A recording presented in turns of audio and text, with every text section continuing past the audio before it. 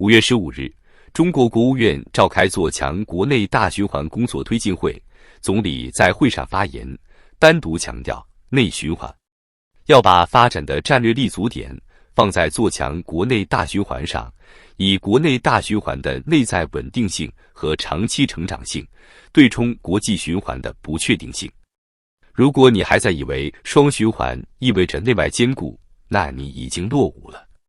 因为从这次会议表态看出，国际循环已被边缘化，而内循环正被摆到压舱石的位置。这是一次具有战略转折意味的官方表达，更是北京对现实妥协的一种认输。为什么？因为外部世界正在抛弃中国。你看，英国和美国最新签署的经济安全协议里，首次公开写入对中国供应链去风险内容。日本、韩国、印度越走越近，美国对越南、马来西亚、新加坡不断加码投资，直接跳过中国制造。中国刚拒绝波音订单，越南第一时间接盘。全球正在进行第5次产业链大转移，而中国这个曾经的世界工厂正被系统性剥离。北京当然看到了，于是才有了这场内循环推进会，其实是一种被迫应对的无奈，世界不要我们了，那就关起门来自嗨。但问题是，中国真的有本钱内循环吗？中国的内循环本质上是在循环什么？答案很残酷，不是在循环创新，而是在循环剥削；不是在循环生产力，而是在循环负债与焦虑。你看这个会议提到的重点任务第4条，供给和需求的动态平衡，加快补齐消费短板，推动经济政策着力点更多转向惠民生、促消费。表面看起来像是为了人民，实际上是一种赤裸裸的经济掠夺的准备。中国正在去产能，准备以更高标准淘汰落后企业。但这背后意味着什么？意味着失业潮。你以为升级消费是让你过得更好吗？不，那是让穷人失去购买力，让大量中小企业死去，让所有人不得不为少数行业、少数国企的升级买单。这不是转型，而是一次大型社会经济淘汰游戏。北京为何不怕经济崩溃？很多人有个迷思，一个执政党难道不该害怕经济崩盘、社会动荡、群众不满吗？不，北京不怕，因为北京的统治根本不建立在经济繁荣上，而是建立在制度化的剥削机制与全面控制系统上。你看下面这些数据，才是真实中国的构成。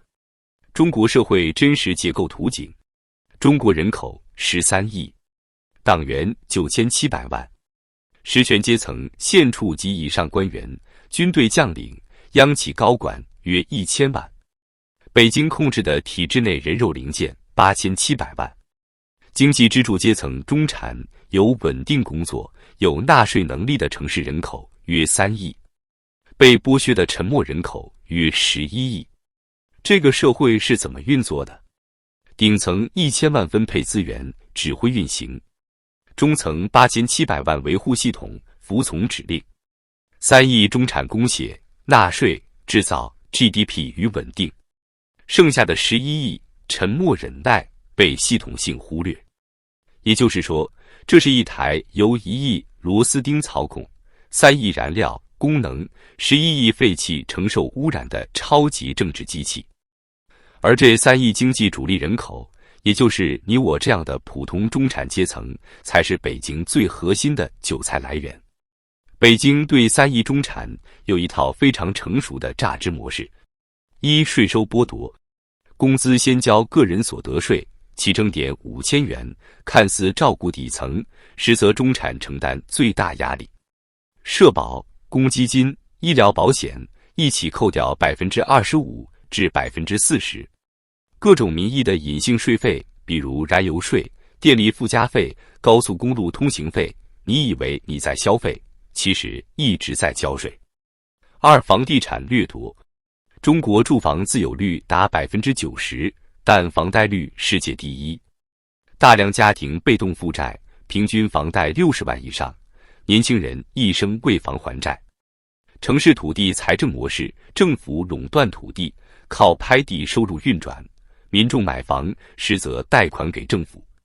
3、垄断性消费收割，油、电、水、气全部掌控在国企手中，涨价随意，利润万亿。医疗、教育、交通不断市场化，却实为财政抽水口，每一个人的基本生活都成了纳税行为。4、金融市场掠夺，股市是政策市，不是市场逻辑，是权力博弈场。P2P 暴雷，理财爆仓，数千万中产财富被一夜清零。存款利率年年下调，投资渠道越来越少，养老难以保障。结论是，你每年被榨取至少1万元乘3亿人等于3万亿。2023年，中国中央财政一般预算收入为20.37万亿，这3万亿占比超过15%，而且是最稳定的一部分。你以为你在上班，在奋斗，其实你在喂养体制。而这就是所谓内循环的本质，不靠创新，不靠外贸，靠体制内人吸干体制外人。2024年中国 GDP 增速只有 5.2%， 官方却欢呼超预期完成。但真实经济如何？请看数据。2024年全国居民人均可支配收入仅 3.96 万元，同比实际增长 2.4%， 创10年新低。青年失业率一度超过 21%， 后来干脆停止发布。上市公司年报显示，近 70% 企业利润同比下滑，其中房地产、互联网、制造业遭遇全面血洗。民间投资年增速降至 1% 以下，外资净流出高达1600亿美元。这些数据很清楚地告诉我们，所谓稳中向好只是幻觉。真实的中国经济正在缓慢但不可逆地滑向结构性衰退。而国务院突然召开做强国内大循环会议，信号非常明确，中国准备脱离世界，搞自给自足了。请注意，会议文件中反复强调内需为主导，内部可循环，以国内大循环牵引国际循环。这意味着，外资不来没关系，我们自己玩；出口断裂没关系，靠国人买单；产业链脱钩没关系，用国产替代。这就是北京的逻辑，与其被西方制裁割喉，不如主动断脉内循环。但问题来了，中国真的有条件实现内循环吗？表面上，内循环听起来像是摆脱依赖，回归本土，但实际操作的逻辑是，进一步压榨3亿经济主力，榨干内需最后一点能量。怎么榨？1、房地产还要再吸一口，一线城市纷纷认房不认贷，恢复买房资格；银行降低首付比例，下调利率，诱导中产加杠杆；地方政府重启土地财政，加快卖地续命。但问题是，大家已经没钱了。2024年末，全国居民杠杆率高达 63%， 已经是美国家庭的2倍以上，而房地产空置率突破 20%， 超过日本泡沫时代。这是空城计，不是新周转。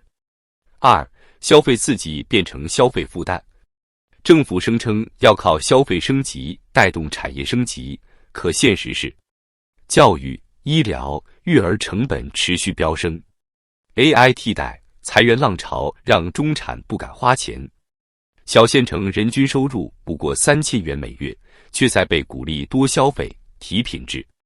这不是刺激消费，这是反向收割余粮。3、产业结构靠拔苗助长，国家大力发展高端制造、新能源、半导体、AI 芯片，但中低端制造产能严重过剩，导致大量企业停产倒闭。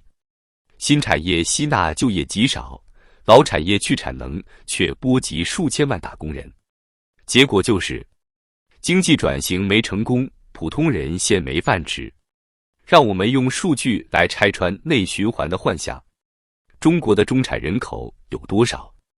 根据麦肯锡2023年的报告，真正能成为中产、年收入15万以上的，仅有约 1.4 亿人，占全国人口约 10%， 其中 70% 以上集中在东部沿海城市。西部3线以下城市的中产，实际家庭可支配收入低于约5000元。换句话说，所谓的庞大内需，其实是东部少数城市的幻想泡沫。消费主力的负债水平如何？中国家庭债务总额超80万亿元，其中住房贷款超过60万亿，占比超过 75%。2024年全国居民储蓄增速首次放缓，新增储蓄集中在50岁以上高龄人群。年轻人存不下钱，中年人买不起房，老人不敢花钱，你指望谁来循环？社会保障缺位，谁敢消费？全国养老金缺口超过7万亿，至少10个省养老金入不敷出。医保收支赤字扩大，个人缴费压力持续增加。生育率跌破 0.7， 远低于联合国设定的人口安全线。消费的基础是对未来的信心，但现在的中国人只对未来的崩塌有信心。内循环的核心逻辑从来不是让人民富裕、生活更好，而是保住统治者的财政来源，切断人民与世界的联系，构建一套完全可控的内向型国民经济系统。这不是什么新发展格局，这是新一轮闭关锁国。你以为自己还能出国留学、海外投资、外企就业？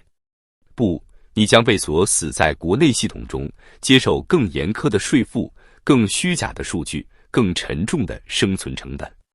今天的中国就像一个庞大的蒸汽锅炉，外表看似稳定，内里却以高温高压濒临爆炸。北京口中的高质量发展内循环新格局，本质上是一种有计划的、系统化的集体下沉策略，牺牲你的生活质量来延续它的财政公协，剥夺你的表达空间来稳固它的舆论操控，毁掉你的未来想象来维持它的政权稳定。这才是北京不怕经济崩溃的终极逻辑。他知道，只要你还在忍耐，他就赢了。你失业了，他说你不够努力；你破产了，他说你投资失败；你抑郁了，他说你需要正能量。而他什么都不做，只是坐在权力的顶端，静静收割你的一切。你以为自己还有选择，其实你早就被制度套牢。你以为还能等待改变，其实你在等一场不会来的救赎。